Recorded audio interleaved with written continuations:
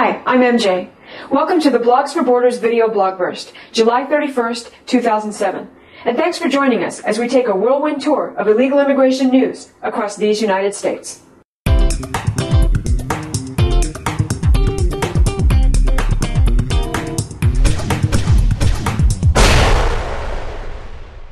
Meet Terry Funderburk, an average American citizen driven to the edge by illegal immigration. Why is he handcuffed? Well, let's start at the beginning. Terry Funderburk is a 52-year-old resident of Columbia, South Carolina, and a 12-year veteran of the U.S. Army. He has earned a decent living for his family for over 20 years, owning and operating a roofing service. In the past year, Terry saw his business decrease a jaw-dropping 90% with no idea why. Nothing had changed on his end. He had the same crew, the same pricing, and long-time clients. So what changed? About a week ago, Terry dropped by a home on which he'd previously worked. The house had burned down due to a lightning strike, and Terry wanted to offer a bid. The homeowner told him, make sure to give him a low bid, as he had an international team of roofers scheduled to work on it who would be getting paid $4 to $5 an hour, what American roofers earned in the 1970s. Terry submitted his bid, but heard nothing back from the client, so he drove by the house only to find the aforementioned international team of roofers already at work on the roof. Terry saw red. He went home and prepared two signs: illegals, stop stealing our jobs, and enforce our laws, and asked his son to come along to take pictures to document his one-man protest. His plan was to protest until he got arrested. He got his wish. A half hour into his lone but vocal protest, a single police officer showed up to confront him. The officer grabbed Terry's sign and threw it on the ground, then told him to come to his patrol car. When Terry asked if he was under arrest, the officer said no. Terry told the officer that he wanted to continue exercising his First Amendment rights, and that he wanted his sign back. At this point, the officer grabbed him and attempted to force him toward the police cruiser. Terry immediately sat down in the road and refused to move, still railing against the homeowner. The officer cuffed Terry's hands behind him and attempted to pick him up. Terry refused, and the officer called for backup. Still seated, Terry continued his one-man protest, yelling at all the passing cars that the homeowner was hiring illegals. He reports that a majority of the cars honked and waved in support. Backup arrived, and Terry was put into the backseat of their cruiser. Then the officers went to talk to the homeowner. When the homeowner smirked at him, Terry says he called him a cheap bastard. The officer still insisted he was not under arrest. He demanded to be released, but one of the officers began to write him a ticket for cursing. Terry asked which was worse, his cursing, the homeowner knowingly hiring illegals, or the aliens being here illegally. He found out in short order. He spent the next 22 hours in jail for uttering the phrase, "you cheap bastard," while the illegals went about their $4 to $5 an hour task of roofing the smirking homeowner's house. In comments on our blog, his daughter describes Terry as the most laid-back person. He must have really been pushed beyond his limits. And his wife, a legal immigrant from the Philippines, wonders why they should be the one to give away another job and let the illegal immigrants take control of their livelihood. Though Terry is nearly bankrupt from the loss of business to his firm this year, he says he plans to fight this as far and as long as he is able. We'd like to see more Americans standing up for Americans, and we suspect there are far more than we know about. Just search Terry Funderburk's name on the internet, and you'll find a grand total of 0 mainstream media outlets covering this story. And that's why we're vigilant. That's why we're here.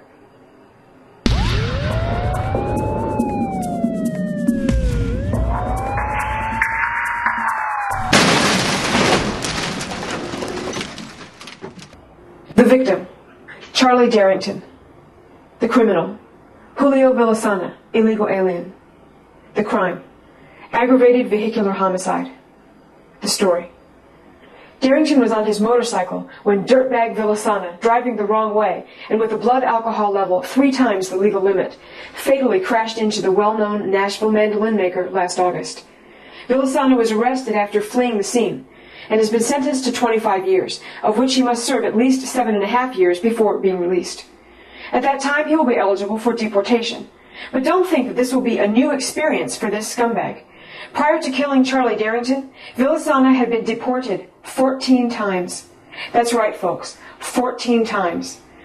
And that makes 14 times that the government could and should have been doing its job, so that this jerk wouldn't have been here to take an American life. making this crime 100% preventable. The victim, Rogelio Enrico Hernandez Garcia. The criminal, Victor Manuel Sandoval Hernandez, illegal alien from Mexico. The crime, murder and possession of a firearm during a violent crime. The story. Witnesses say the victim ejected scumbag Hernandez from his home after the two, who were friends, argued over a woman. Hernandez returned later with a friend, who got into a fight with another man in the front yard. Hearing the commotion, the victim stepped outside, and their earlier argument resumed. Dirtbag Hernandez pulled out a .38 caliber pistol and shot Hernandez Garcia 4 times, one bullet fatally puncturing his lung. After a trial complete with a public defender, paid for by the South Carolina taxpayers, and an interpreter, paid for by the South Carolina taxpayers, Hernandez was sentenced to a total of 40 years. Of course, if our government had been doing its job, this jerk wouldn't have been here to commit murder on American soil, making this crime 100% preventable. The victim, Amanda Jean Duran, 22. The criminal, Gilberto Cruz, 27, illegal alien. The crime, first-degree murder and possession of a dangerous weapon. The story. Amanda Duran had recently broken up with scumbag Cruz when he showed up with a shotgun and tried to fire on her inside the house. The shell fell out of the gun. She ran outside, stumbled, and Cruz, right behind her, again attempted to shoot. Again, the shell fell out of the gun. Amanda was in a neighbor's yard, pounding on the door for help, when Cruz caught up with her and fired a fatal shot to the head. Convicted on July 26th, Dirtbag Cruz faces possible life in prison without parole at his August 9th sentencing. At trial, jurors watched video interrogation in which Cruz testified in Spanish that he didn't know how to use the shotgun. An interpreter translated this indication of the dirtbag's deep remorse. If I knew how to use the shotgun, she wouldn't have died in the street. She would have been dead in the house. Of course, if our government had been doing its job, this jerk wouldn't have been here to hunt Amanda Duran down in the street, terrorize her, and murder her in cold blood, making this crime, like all crimes committed by illegal aliens, 100% preventable.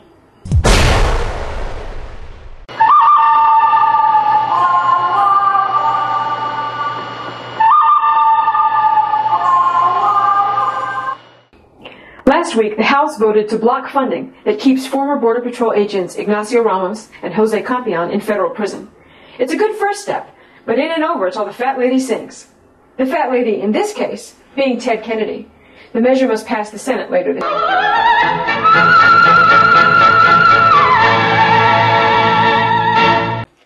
Last week, officials in New Haven, Connecticut brought new and ironic meaning to their city's name. On Tuesday, they began issuing super nifty, ultra-special ID cards just for illegal aliens. The card is designed to provide identification for banking and police-related purposes, to take advantage of city services, and as a debit card for parking meters and some downtown businesses. The goal? To integrate illegal aliens into the community. Not one to be left behind when it comes to free back rubs and delicious treats for illegals, Queens Councilman Hiram Montserrat quickly introduced a similar proposal for New York City. It makes good sense for the municipality to have it. I think we can provide a lot of services. I think we can have a lot of cost savings, and it will bring a lot of people out from underground. You know, I'd like to see an itemized list of those cost savings he's claiming. I think it's awfully cavalier of him to offer illegals a lot of services funded by legal taxpayers. And I'd really love to know how illegals could get more out from underground than this. Priest, sociologist, columnist, and novelist Andrew Greeley recently shared these neutral, unbiased words with us in the Chicago Sun-Times. See if you can guess what he really thinks of those of us who would like to see this country's laws enforced.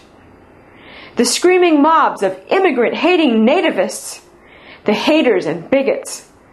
Only shooting them on sight would do the job. The harshness of those who speak enforcement trippingly on the tongue hints that this is what they mean. Dishonest, nasty rhetoric from a priest? Yep, that's pretty ugly.